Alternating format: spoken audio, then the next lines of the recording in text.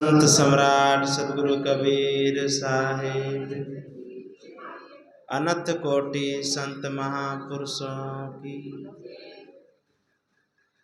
ध्यान मूलम गुरु मूर्ति पूजा मूलम गुरु पदम मंत्र मूलम गुरुर्वाक्यम मोक्ष मूलम गुरु कृपा मोक्ष मूलम गुरु कृपा। गुरु को कीजे बंदगी कोटि कोटि प्रणाम। कीट न जाने भृंग को गुरु कर ले आप क्षमा।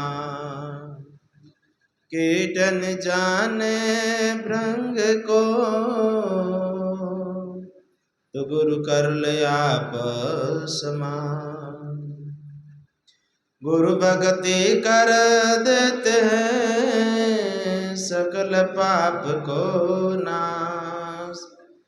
जैसे चिनगी आग की बड़ी पुरानी घास। विश्व वंदनीय संत सम्राट सदगुरु कबीर साहिब के पावन चरणों में कोटि कोटि दंडवत प्रणाम। मेरे हृदय मंदिर के आराध्य देव पूज्य श्री गुरुदेव के पावन चरणों में कोटि कोटि दंडवत प्रणाम। व्यास पीठ पे विराजमान परम पूज्य श्री साहिब जी के चरणों में साहेब बंधु, सत्संग प्रेमी बंधुओं, भक्तिमती माताओं एवं प्यारे बच्चों,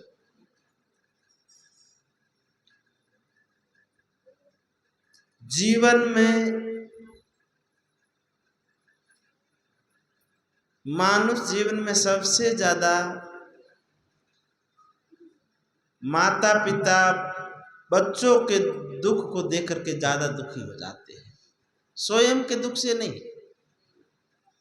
स्वयं के दुख को मां सह लेती है पर बच्चों के दुख को सह नहीं पाती। स्वयं का दुख सह लेती है। छोटे बच्चे को बुखार आ जाए तो मां कहती है, हे भगवान बच्चे की तकलीफ मुझे दे दे पर मेरे जिगर के टुकड़े को कुछ भी नहीं हो। ऐसे ही हुआ,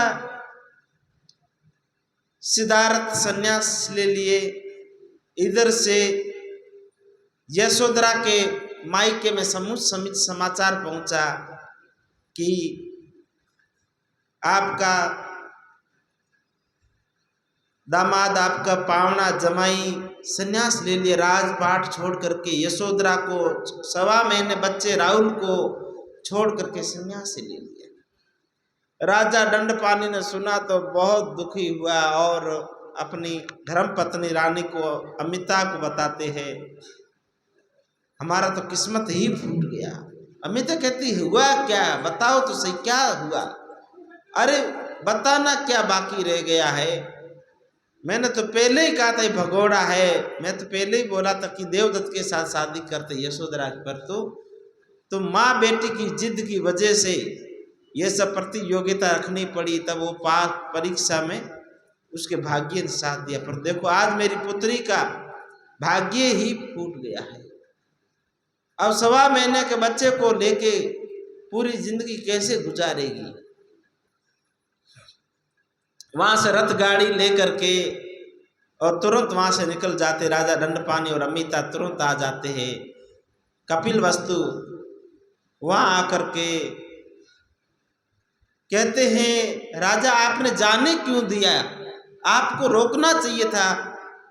राजा कहते मैं कैसे रोकता, वो रात में गया,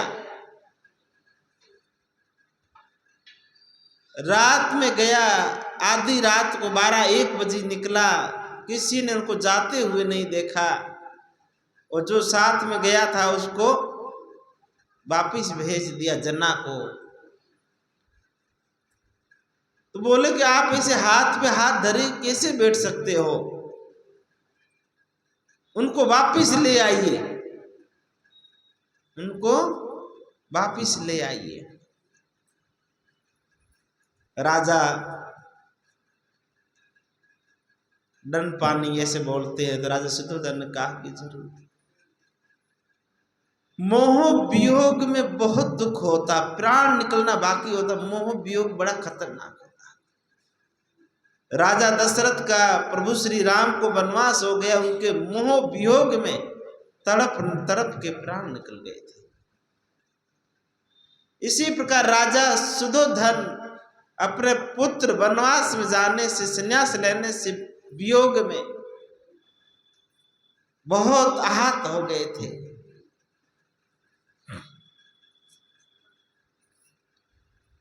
राजा शुद्धोधन कहते हैं कि मैं लेने जाऊंगा मेरे पुत्र को। राजा छोटे राजा अमितोधन कहते नहीं भाई साहब, आपका स्वास्थ्य ठीक है नहीं है, हम जाएंगे, हम है ना। इतने देवदत्त कहते मैं भी जाऊंगा लेने के लिए, मैं लेके आऊंगा। राजा शुद्धोधन कहते हैं पुत्र, मुझे बहुत अच्छा लगा कि तुम अपने भाई के लिए इतने तड़प रहे हो। देवदत्त मन में सोचता तड़पता तो कौन है, परंतु दिखावटी, कुछ लोग दिखावटी एक दिखावा करते हैं कि उनको संदेह ना हो कि उनके जाने पे ये लोग खुश है, उनको राजा को लगे कि ये भी बहुत बड़े दुखी है। राजा अमितोधन और मंत्री सुमंत और देवदत्त अपनी थोड़ी थोड़ी सेना की टुकड़ा लेकर के सब लोग चले जाते हैं ढूंढने के लिए। ढूंढते ढूंढते वैशाली की उत्तरी दिशा आचार्य अलार कलाम के आश्रम पहुंचते हैं। और देवदत्त वहां पहुंचता है तो अभद्र शब्दों का उपयोग करता है। तुम्हारा कहाँ है गुरु? घोड़े पे चढ़ा हुआ। उन्होंने कहा ये आश्रम है, यहाँ विनम्रता पूर्वक घोड़े पे बैठ कर अंदर नहीं जा सकते हैं। कभी भी संत गुरु के आश्रम जाए तो जूते चप्पल बाल खोल करके विनम्रता पूर्वक जाके प्रणाम करना चाहिए, झुकना चाहिए, श्रद्धा भाव। देवदत्त घोड़े पे बैठा हुआ घोड़े को अंदर आश्रम ले जाते हैं। कहते हैं यहाँ सिद्धार्थ आया था। किसी ने कहा कि ये गुरुवर है, उसको प्रणाम तो करो। बोला भूखे नंगों को कौन प्रणाम करता है, भिक्षुओं को, भिखारियों को। देवदत्त ऐसे बोलता है। राजा आचार्य अलार कलम समझ जाते हैं कि ये अहंकारी बहुत है और क्रूर है, अतताई है, इनके अंदर दया धर्म प्रेम करुणा नहीं है। कहते सिद्धार्थ यहाँ आया था? बोला हाँ यहाँ आया था, 2 महीना यहाँ रुका था। बोला अब कहाँ गया? बोला कि कहाँ गया वो हम नहीं बता सकते, क्योंकि हवा किस दिशा में चलती है उसका कोई पता नहीं चलता। हवा कभी भी बदल सकती है, हवा अपना दिशा कभी भी चेंज कर सकती है। इसका पता ये नहीं कि अभी दक्षिण की ही हवा चलेगी, पूर्व पश्चिम उत्तर की कौन सी हवा कब चलने पड़े कोई पता नहीं चलता है। सन्यासी किस दिशा में जाता है, कब उनका दिशा चेंज हो जाए उसका कोई पता नहीं। कभी स्वयं का नहीं। प्रेम नगर में रहनी हमारी, भावनगर को जा रहे।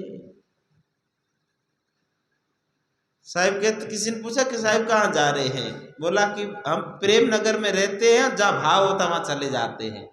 मन लागो मेरो यारी फकीरी, जहाँ प्रेम भाव होता वहां संत अपने आप चले जाते हैं, वहां बुलाव की जरूरत नहीं पड़ती है। उनका जो श्रद्धा प्रेम खींचती है, भाव खींच के ले जाते संतों को। देवदत्त घोड़े पे तुरंत घोड़ा को मोड़ा निकल गया। आचार्य अलार कलाम का शिष्य कहता है गुरुदेव आप तो झूठ नहीं बोलते हो, फिर आपने असत्य क्यों बोला कि हमको पता नहीं है किस दिशा में गए? आपको तो मालूम है, आपने तो उनको बताया है। उदा पुत्र रामा का आश्रम आपने तो बताया मगध की ओर। बोला कि पुत्र ये झूठ बोलना पुण्य से कई गुना अच्छा है। ये झूठ इसलिए बोला कि उनके कल्याण के रास्ते में बाधा न पड़े। ये देवदत्त उसका ज्येष्ठ है, परंतु इसके अंदर इतना क्रूर है, ये हत्या भी कर सकता है, इसलिए बताना ठीक नहीं समझा। चारों तरफ ढूंढते ढूंढते सिद्धार्थ अपने लक्ष्य, अपने गुरु की ओर चलते चलते मगध की ओर पहुंचते हैं। तो कुछ व्यापारी लोग पशुओं को लेकर के चलते हैं, भेड़ बकरी को। तो सिद्धार्थ कहते हैं पशुओं को कहाँ ले जा रहे हैं?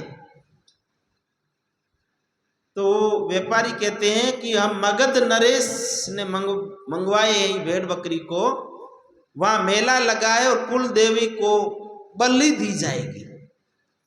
बोला अमुक प्राणियों की बलि दी जाएगी, इन प्राणियों ने क्या बिगाड़ा है? सिद्धार्थ ने सब भेड़ बकरी को रोक लिया कि नहीं ले जाने दूंगा। बोला राजा का हुक्म है। बोला नहीं, मैं नहीं ले जाने दूंगा। अगर इनको ले जाना है तो पहले मेरी गर्दन को काटना पड़ेगा, मेरी बलि, नर बलि देनी पड़ेगी। वो व्यापारी चले जाते, राजा मगध नरेश को कहते हैं कि एक भिक्षु है और सब पशुओं को रास्ते में रोक दिया, लाने नहीं दे रहा, कह रहा है ये अमुक पशुओं की बलि क्यों देने का? अगर बलि देनी है उनसे पहले मेरी बलि देनी पड़ेगी। राजा मगध नरेश की इतना हट कि मेरी बलि देनी पड़ेगी, ऐसा कौन है भिक्षु? राजा बिंबिसार तुरंत घोड़ा पे बैठ करके वहां सेना के साथ वहां आते हैं। कहते तुम कौन हो? मगध नरेश के काम के बीच में पैर अटकाते हो? तुम जानते हो मैं बिंबिसार राजा हूं। युवराज सिद्धार्थ कहते हैं जानता हूं, कई ऐसे राजा हो कि इस पृथ्वी पे चले गए, तुम भी चले जाओगे। शब्द सुनता है तो कहते ये तो आवाज सुनी हुई लगती है। राजा बिंबिसार को मित्र था सिद्धार्थ, बोले ये तो आवाज सुनी हुई है। पलट करके सामने देखो सिद्धार्थ खड़े हो जाते, तुरंत राजा बिंबिसार तुरंत गले लगा लेते हैं। कहते मित्र तुम इस वेश में, क्या हुआ? यशोधरा से लड़ाई हो गई, राजा सुद्धोधन से नाराज हो गए, क्या हुआ पुत्र? तुम कैसे मित्र? तुम चलो मेरे राज्य में, तुम मेरे पुत्र से भी बढ़कर हो। बोला नहीं, मैं तो भिक्षु हो गया। और कहते तुम अमुक प्राणियों को क्यों मारते? कहते वेद शास्त्रों में लिखा है, कुल गुरु ने बोला है। बोला ये सब गलत है। कोई भी देवी देवता जीव नहीं मांगता है, बलि नहीं मांगता है।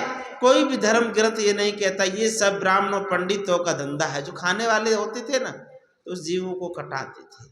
वेदों में बहुत बलि का वर्णन आता है, अश्व की बलि, पाडा की बलि, भैंसे की बलि, ऊंट की बलि। कलकत्ता में कालिका मंदिर में ऊंट की बलि दी जाती है। ये सब गलत है, नहीं बलि होनी चाहिए। कोई देवी देवता बलि नहीं मांगता, ये सब झूठ है। ये सब जिव्या स्वार्थ कारण नरकीना बहुत उपाय। अपनी जिव्या के स्वार्थ के लिए अमुक प्राणियों को मार मार करके अपने जिव्या कस लेता है।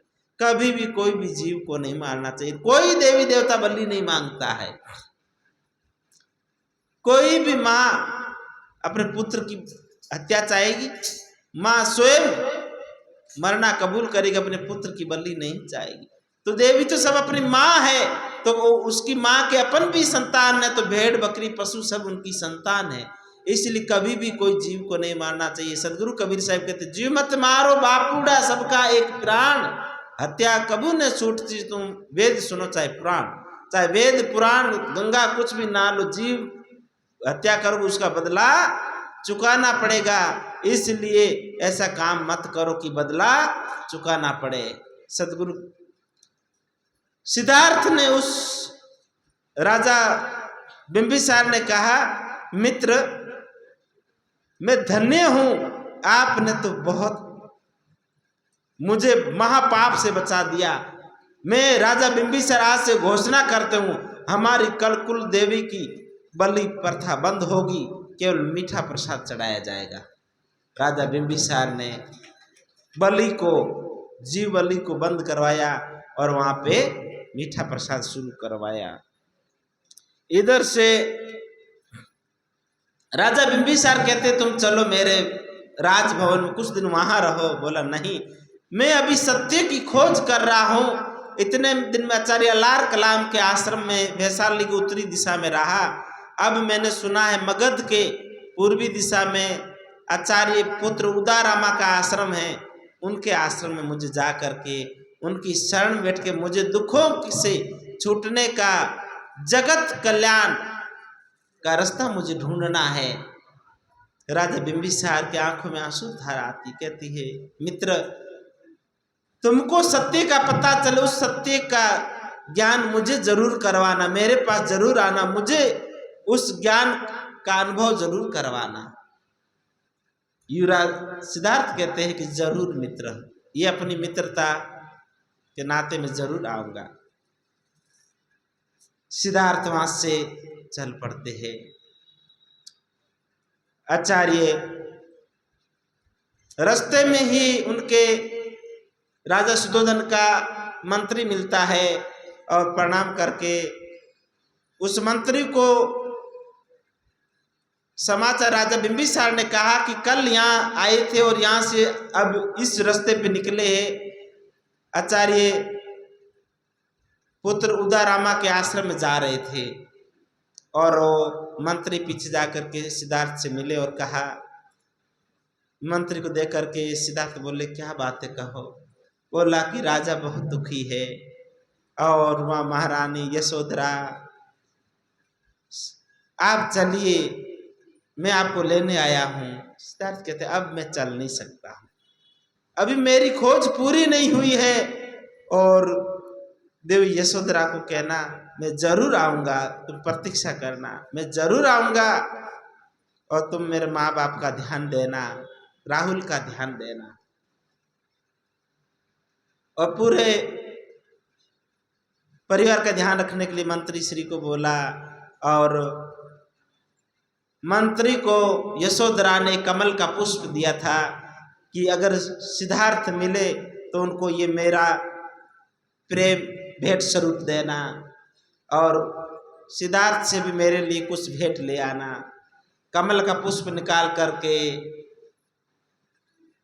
मंत्री सिद्धार्थ को देते हैं, ये देवी यशोधरा ने दिया है और वो आपकी आने की प्रतीक्षा में अपने आंखों को बिछा के रखिए, इसलिए जल्दी से जल्दी आने का प्रतीक्षा रखेगी। और भेंट स्वरूप कुछ लाने के लिए बोले हैं। सिद्धार्थ ने कहा मेरे पास अब कुछ है नहीं देने के लिए, मेरे पास ऐसा कुछ है नहीं जो मैं यशोधरा के लिए कुछ दूं, ये पुष्प ही मेरी तरफ से यशोधरा को दे देना। मंत्री कहता नहीं कोई बात नहीं, ये पुष्प आप रखिए, देवी यशोधरा ने दिया है, मैं दूसरा पुष्प लेकर के आपकी भेंट दे दूंगा यशोधरा को। सिद्धार्थ कहते नहीं, अब मैं कोई पुराना स्मृति मेरे पास नहीं रखना चाहता हूँ, मैं सब भूल जाना चाहता हूँ, मुझे कल्याण का रास्ता ढूंढना है, इसलिए मुझे कोई पुरानी स्मृति मेरे पास नहीं रखनी है, इसलिए पुष्प को तुम देवी यशोधरा को दे देना। उसी पुष्प को वापस लौटा देते हैं और सिद्धार्थ चलते चलते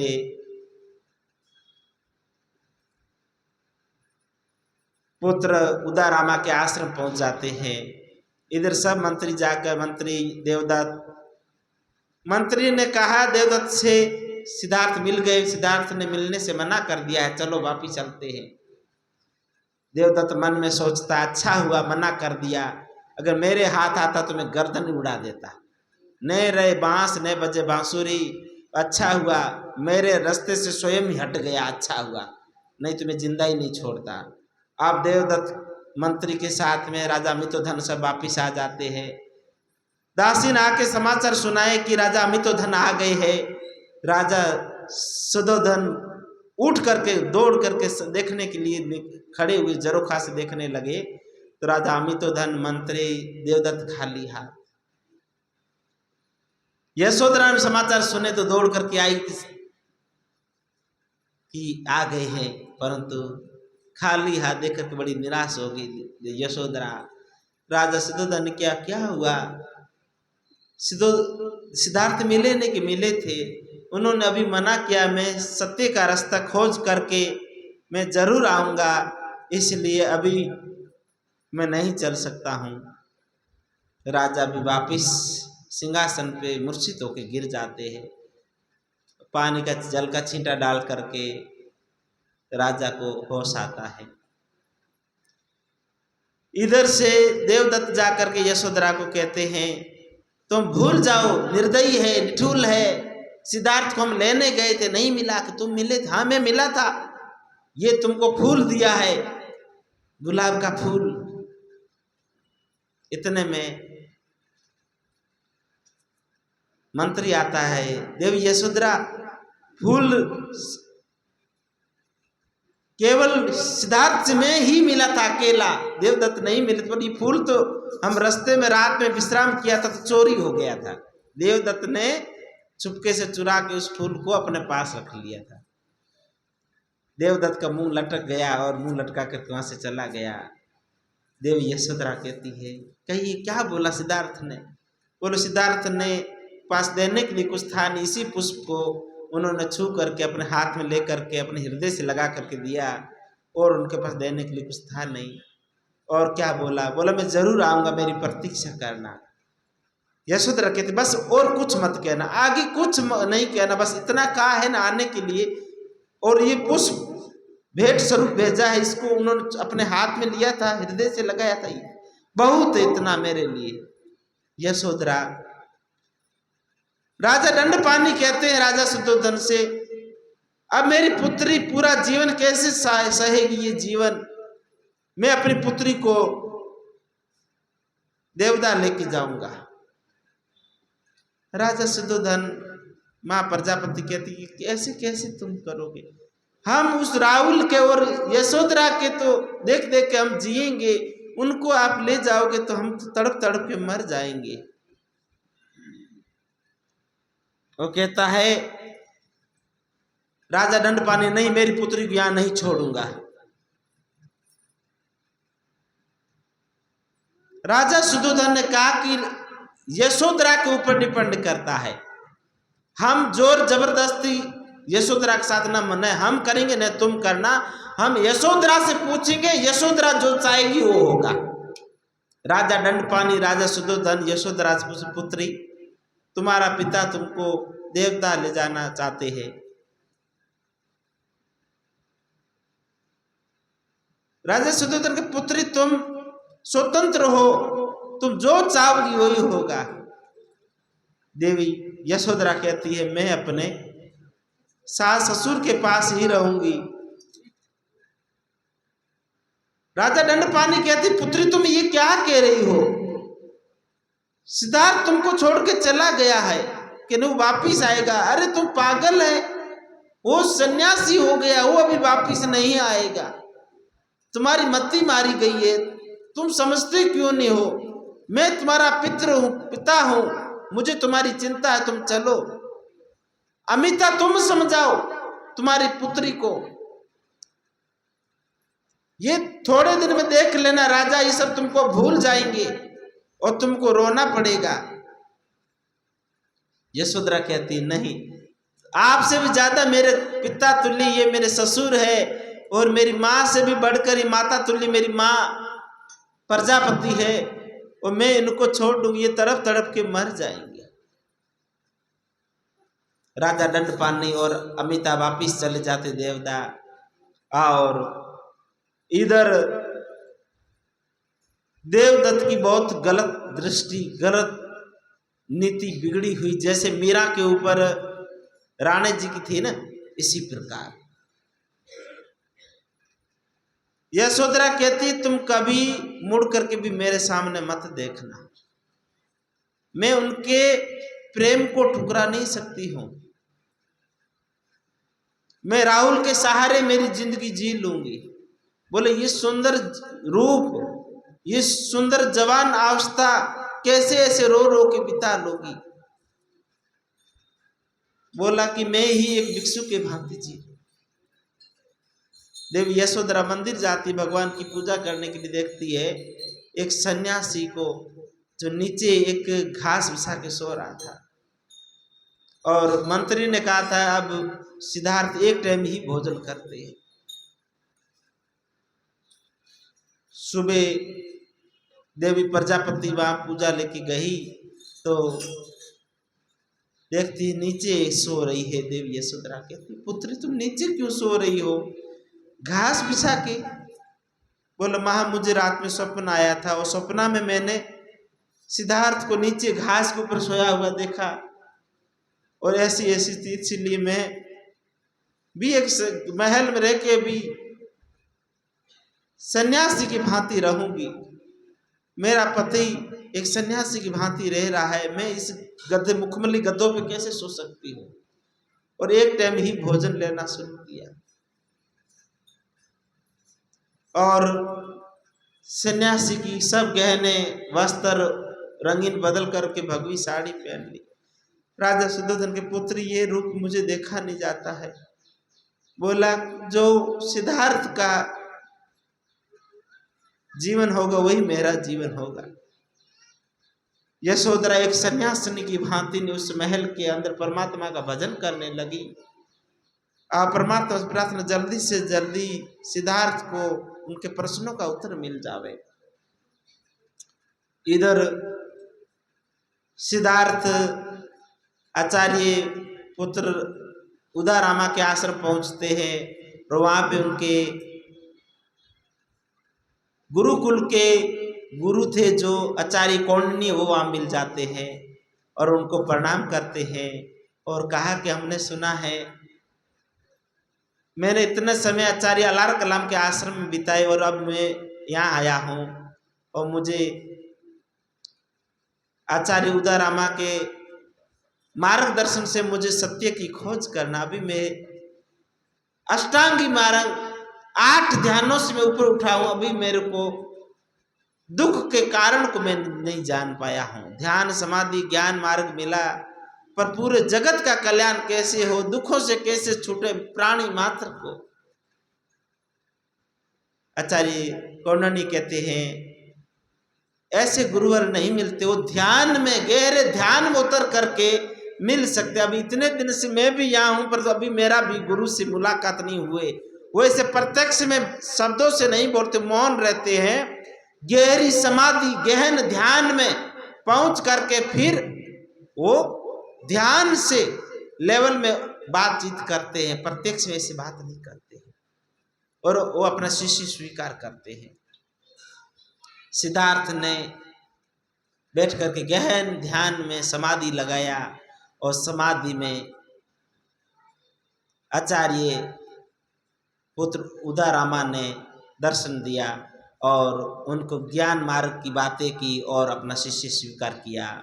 उनके हस्त में जैसे आंख खोली सिद्धार्थ उनके हाथ में माला आ गई थी। बोला कि गुरु आचार्य कौंडिन्य को कहते हैं कि मुझे गुरुवर ने ध्यान में आकर के मुझे उस हिमालय के पर्वत के ऊपर मुझे ले जा करके वो मुझे उपदेश दिया और मुझे शिष्य स्वीकार किया। ये देखो माला दिखाई। आचार्य कौंडिन्य कहते धन्य हो सिद्धार्थ तुम, मैं इतने दिनों से उनके शरण में हूं, अभी तक मैं उनसे भेंट नहीं कर पाया और आप इतने जल्दी भेंट कर ली गुरु से और वहां ध्यान मार्ग को साध रहे थे। इतने में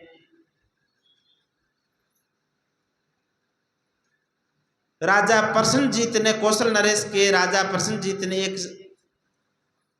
सैनिक को भेजा कि तुम सिद्धार्थ जहां भी हो उसको खत्म कर देना है। क्यों? भिक्षु बना है पर कुछ दिनों में वापिस आके कहीं हमारे ऊपर वापिस हमला नहीं करे। क्यों? क्योंकि मगध नरेश प्रसन्नजीत के जो जीजा थे वो मित्र बन गए थे सिद्धार्थ के और बिंबिसार की बहुत बड़ी सेना है और वो कहीं हमला कर देंगे तो हमारा राज्य मिट्टी में मिला देंगे। इसलिए तुम जाकर के भिक्षु बने हुए को भी खत्म कर दो। वो खत्म करने के लिए वहां आ जाता है। सिद्धार्थ वहां ध्यान में बैठे थे, इतने में वो छुप करके उनका वध करने वाला था सिद्धार्थ का। इतने में सिद्धार्थ के जो गुरु थे आचार्य पुत्र उदारामा उनको पता चला और तुरंत आकर के वो अपनी शक्ति द्वारा उस व्यक्ति को बंदी बना दिया, शत्रु को। सिद्धार्थ आंख खोलता है, गुरुवर आप। बोला ये शत्रु है, तुमको खत्म करना चाहता है। सिद्धार्थ ने कहा गुरुवर आप इसको क्षमा करिए। देखो इतनी शत्रु उसको मारना चाहता है और सिद्धार्थ कहता गुरुवर आप क्षमा करिए। उसको बंदी से मुक्त करवाता है। वो कहता कि किसके कहने पे? बोला राजा प्रसन्नजीत ने मुझे भेजा है। बोला कि राजा बिंबिसार का मित्र है, कहीं हमारे ऊपर दोबारा हमला न करा दे। बोला कि मैं किसी का मित्र भी नहीं और किसी का दुश्मन भी नहीं, मैं अभी सन्यासी हूँ। उनको धर्म ज्ञान सुनाया और वो सैनिक भी वहाँ अपना सैनिक का वस्त्र छोड़ करके भिक्षु बन गया, संत बन गया, भिक्षु का रास्ता अपना लिया। आगे का जो प्रसंग होगा वो अपन कल बुद्धवाणी को आगे बढ़ाएंगे। आज अपन बुद्धवाणी को यहीं विराम देते हैं। बोलो सद्गुरुदेव की जय।